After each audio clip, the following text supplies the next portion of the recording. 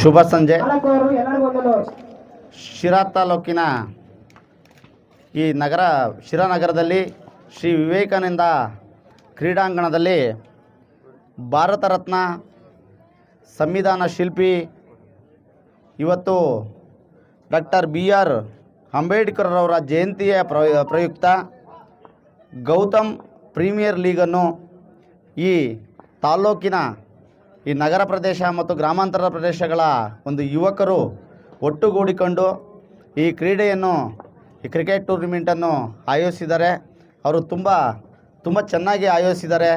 ಆಮೇಲೆ ತುಂಬ ತಂಡಗಳು ಬಂದು ಇವತ್ತು ನಿನ್ನೆಯಿಂದನೂ ನಡೀತಾ ಇದೆ. ನಿನ್ನೆ ಬರಬೇಕಾಯಿತು, ಉದ್ಘಾಟನೆಗೆ ಬರೋಕ್ಕಾಗಲಿಲ್ಲ. ಹಾಗಾಗಿ ಎಲ್ಲ ಸಂಘಟಕರಿಗೂ ಹಾಗೂ ಎಲ್ಲ ಯುವಕರಿಗೂ ಮೊಟ್ಟ ಮೊದಲನೇದಾಗಿ ಅಭಿನಂದನೆ ತಿಳಿಸ್ತೇನೆ. ಇವತ್ತು ಡಾಕ್ಟರ್ ಬಾಬಾ ಸಾಹೇಬ್ ಅಂಬೇಡ್ಕರ್ ಅವರು ಇವತ್ತು ನಮಗೆ ಸಂವಿಧಾನ ನೀಡಿಲ್ಲ ಅಂದರೆ ನಾವು ಯಾರೂ ಇವತ್ತು ಹಿಂಗೆ ಸ್ವತಂತ್ರವಾಗಿ ಓಡಾಡೋಕ್ಕಾಗ್ತಿರಲಿಲ್ಲ. ಏಕೆಂದರೆ ಇವತ್ತು ಜಾಸ್ತಿ ನಾವು ತುಳಿತಕ್ಕೂ ಒಳಗಾಗಿರುವ ಜನಗಳನ್ನ ಇನ್ನೂ ತುಳಿಯರೇ ಹೊರತು ನಾವು ಮೇಲೆದ್ದೇಳಕ್ಕಾಗ್ತಿರಲಿಲ್ಲ. ಆ ಪುಣ್ಯಾತ್ಮ ನೀಡಿದಂತಹ ಒಂದು ಏನು ಸಂವಿಧಾನ ಐತೆ, ಆ ಸಂವಿಧಾನದಿಂದ ಇವತ್ತು ಏನಾದರೂ ಕಾನೂನು ಇನ್ನೊಂದು ಮತ್ತೊಂದು ಐತೆ ಅಂದರೆ ಆ ಸಂವಿಧಾನನೇ ಕಾರಣ. ಅಯ್ಯಪ್ಪ ಅವರು ತುಂಬ ಕಷ್ಟಗಳನ್ನು ಏನು ಅಸ್ಪೃಶ್ಯತೆಯನ್ನು ಅನುಭವಿಸಿ ಅವರ ಕಷ್ಟ ಕಾರ್ಪಣ್ಯಗಳನ್ನು ಅನುಭವಿಸಿ ಇವತ್ತು ನಮ್ಮನ್ನೆಲ್ಲ ಸುಗಮವಾಗಿರೋಕ್ಕೆ ಇಷ್ಟು ಸ್ವತಂತ್ರವಾಗಿ ನಾವು 4 ಕಡೆ ಓಡಾಡ್ಕೊಂಡು ಒಂದು ಇವತ್ತು ಪ್ರೀಮಿಯರ್ ಲೀಗು ಒಂದು ಮಾಡಬೇಕು ಅಂದ್ರೂ ನಮಗೆ ಇದ್ರದ್ದು ಅವಶ್ಯಕತೆ ಐತೆ. ಏಕೆಂದರೆ ಇವತ್ತು ನಾವು ಅವರ ಸಂವಿಧಾನ ಇಲ್ಲ ಅಂದರೆ ನಾವು ಇವತ್ತು ಭಾಳ ಇನ್ನೂ ತುಳಿತಕ್ಕೊಳಗಾಗ್ತಿದ್ವಿ. ಹಾಗಾಗಿ ಅಂಬೇಡ್ಕರ್ ಅವರ ಒಂದು ಜನ್ಮದಿನದ ಅಂಗವಾಗಿ ಇದನ್ನು ಏರ್ಪಡಿಸಿರೋದು ಒಂದು ಉತ್ತಮವಾದ ಮಾಹಿತಿ ಅಂತಂದು ನಾನು ಭಾವಿಸ್ತೇನೆ.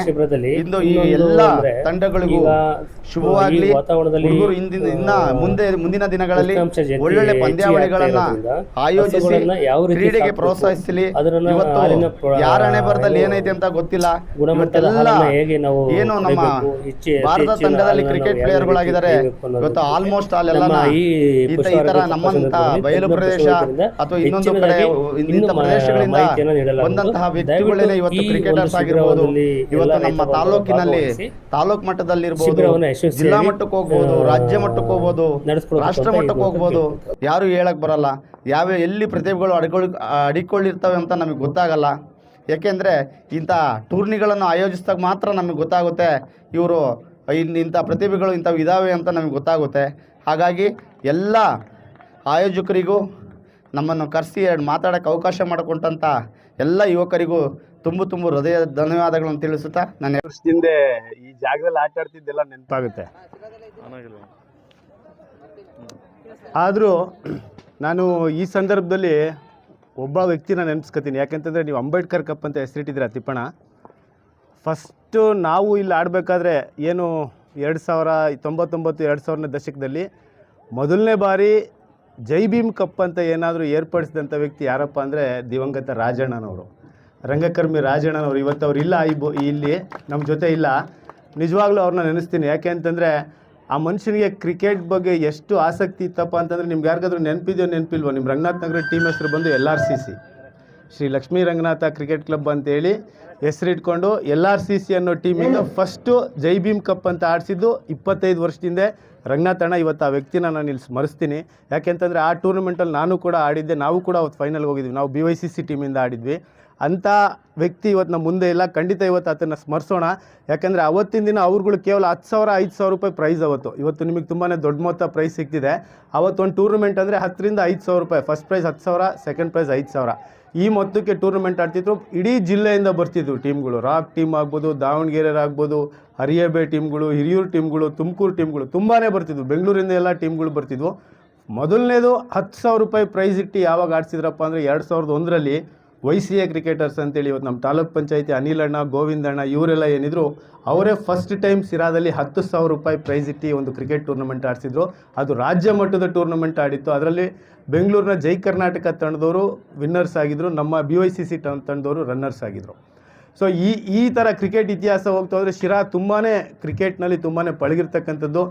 ಆ ಒಂದು ಕಾರಣಕ್ಕೋಸ್ಕರನೇ ಏನು ನಿಮ್ಗಳಿಗೆಲ್ಲ ಆಡೋದಕ್ಕೆ ಒಂದು ಹೊಸ ಸ್ಟೇಡಿಯಂಗಳನ್ನ ಮಾಡಬೇಕು ಅಂತ ಕಾರಣಕ್ಕೋಸ್ಕರನೇ ಸನ್ಮಾನ್ಯ ಜಯಚಂದ್ರ ಅವರು ಸುಮಾರು ಬೂನಹಳ್ಳಿ ಸರ್ವೆ ನಂಬರ್ 72ರಲ್ಲಿ 15 ಎಕರೆ ಜಮೀನನ್ನು ಕ್ರೀಡಾಂಗಣಕ್ಕೆ ಅಂತಲೇ ಮೀಸಲಿಟ್ಟಿದ್ದಾರೆ.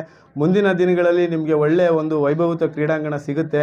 ಅದ್ರ ಜೊತೆಗೆ ಇನ್ನು ಕೆಲವೇ ದಿನಗಳಲ್ಲಿ ಜಿಮ್ಮು ಮತ್ತು ಒಂದು ಸ್ವಿಮ್ಮಿಂಗ್ ಪೂಲ್ ಕೂಡ ಓಪನ್ ಆಗುತ್ತೆ. ಜೊತೆಗೆ ನಮ್ಮ ಏನು ಜಾಜಿಕಟ್ಟೆ ಅಮಾನಿಕೆರೆ ರೀತಿ ಅಭಿವೃದ್ಧಿಯಾಗಿ ಅಲ್ಲೂ ಕೂಡ ಪಾರ್ಕಿಂಗ್ ವ್ಯವಸ್ಥೆ, ಬೋಟಿಂಗ್ ವ್ಯವಸ್ಥೆ ಎಲ್ಲ ಕೂಡ ಮಾಡ್ತಕ್ಕಂಥ ಒಂದು ಇದಾಗ್ತಾ ಇದೆ. ಇದೇ ಥರ ಜಯಚಂದ್ರವರು ಕ್ರೀಡಾಪಟುಗಳಿಗೂ ಕೂಡ ತುಂಬಾ ಸ್ಫೂರ್ತಿ ತುಂಬತಕ್ಕಂಥವ್ರು. ಮುಂದಿನ ದಿನಗಳಲ್ಲಿ ಅವರು ಕೂಡ ಇನ್ನೂ ಹೆಚ್ಚಿನದಾಗಿ ನಿಮ್ಮ ಜೊತೆ ತೊಡಗಿಸ್ಕೋತಾರೆ.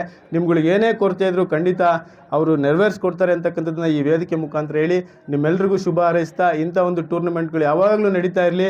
ಎಸ್ಪೆಷಲಿ ಗೌತಮ್ ಕ್ರಿಕೆಟರ್ಸ್, ನಮ್ಮ ತಿಪ್ಪಣ್ಣ, ಮಧು ಇವರೆಲ್ಲ ತುಂಬಾ ಕ್ರಿಯೇಟಿವ್ ಫೆಲೋಸ್. ಅವರು ಕಿರುಚಿತ್ರ ಎಲ್ಲ ಮಾಡಿರ್ತಕ್ಕಂಥ ಹುಡುಗರು. ಕ್ರಿಕೆಟ್ನಲ್ಲೂ ಕೂಡ ಗೌತಮ್ ಪ್ರೀಮಿಯರ್ ಲೀಗು ಇದು ಎಷ್ಟು ಮಾದರಿ ಅಂತಂದರೆ, ಸತ್ಯವಾಗಲೂ ಅಂಬೇಡ್ಕರ್ ಅವರ ಏನು ಸಿದ್ಧಾಂತ, ಸಂಘಟನೆ, ಶಿಕ್ಷಣ, ಹೋರಾಟ ಹಾಗೂ ಏನು ನಮ್ಮ ಗೌತಮ ಬುದ್ಧರವರ ಶಾಂತಿ, ಈ ತತ್ವ, ಈ ಸಂಘಟನೆ ಅನ್ನೋಕ್ಕಂಥದ್ದು ಶಾಂತಿಯಿಂದ ಆದರೆ ಎಲ್ಲವೂ ಸಹ ಒಂದಾಗಿ ಯಾವುದೇ ರೀತಿಯ ಒಂದು ಭವಿಷ್ಯದ ಯುವಕರ ಯಾವುದೇ ರೀತಿಯ ಒಂದು ಉನ್ನತಿಗೆ ಕಾರಣ ಆಗೋಕ್ಕೆ ಸಾಕ್ಷಿ ಆಗುತ್ತೆ ಅನ್ನೋದು ನೀವು ಆಯೋಜನೆ ಮಾಡಿರತಕ್ಕಂಥ ಟೂರ್ನಿಮೆಂಟ್ ಸಾಕ್ಷಿ ಆಗುತ್ತೆ. ಇದಕ್ಕೆ ವಿರುದ್ಧವಾಗಿ ಏನು ಎಲ್ಲ ಸ್ನೇಹಿತ ಬಳಗದವರೆಲ್ಲರೂ ಸೇರ್ಕೊಂಡು ಸಹ ನಮ್ಮನ್ನು ಸಹ ಈ ಒಂದು ಆಯೋಜಕರಂತೆ ಕಂಡು ಅದು ಮಾಡಬೇಕು ಇದು ಮಾಡಬೇಕು ಅಂತ ಹೇಳ್ತಾ ನಮಗೆ ಅಳಿಲು ಸೇವೆ ಮಾಡಲು ಒಂದು ಸದಾವಕಾಶ ಮಾಡಿಕೊಟ್ಟಿದ್ದೀರಾ.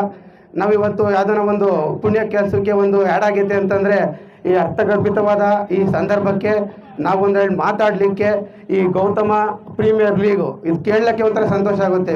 ಭವಿಷ್ಯ ಇತಿಹಾಸದಲ್ಲಿ ತುಮಕೂರು ಜಿಲ್ಲೆಗೆ ಯಾರೂ ಮಾಡಿರೋಕ್ಕೆ ಸಾಧ್ಯ ಇಲ್ಲ. ಅರ್ಥಗರ್ಭಿತವಾಗಿ ಅಷ್ಟೊಂದು ಐತೆ. Ambedkar cup, Gautama premier league ಅಂದರೆ ಸಂಘಟನೆ ಅನ್ನಕ್ಕಂಥದ್ದು ಶಾಂತಿಯುತವಾಗಿ ನಡೆದರೆ ಎಲ್ಲದೂ ಸಹ ಒಳ್ಳೆಯದಾಗುತ್ತೆ ಅಂತ ಇದಕ್ಕೊಂದು ಸಂದೇಶ ಅಂತ ನಾನಾದರೂ ಭಾವಿಸಿದ್ದೀನಿ. ಈ ಎರಡು ಮಾತು ಹೇಳ್ತಾ ನನಗೆ ನೀವು ಸಣ್ಣ ಆಗ್ಬೇಕಲ್ವಾ? ಅದು ಒಂದು ಉತ್ತಮ ಆಹಾರದಿಂದ ಸಣ್ಣ ಆಗ್ಬೇಕಲ್ವಾ? ಪ್ರತಿದಿನ ನಮ್ಮ ಜೀನಿ ಸ್ಲಿಮ್ ನ ಯೂಸ್ ಮಾಡಿ ಯಾವುದೇ ಸೈಡ್ ಎಫೆಕ್ಟ್ ಇಲ್ದಂಗೆ ನೀವು ಸಣ್ಣ ಆಗ್ತೀರಾ.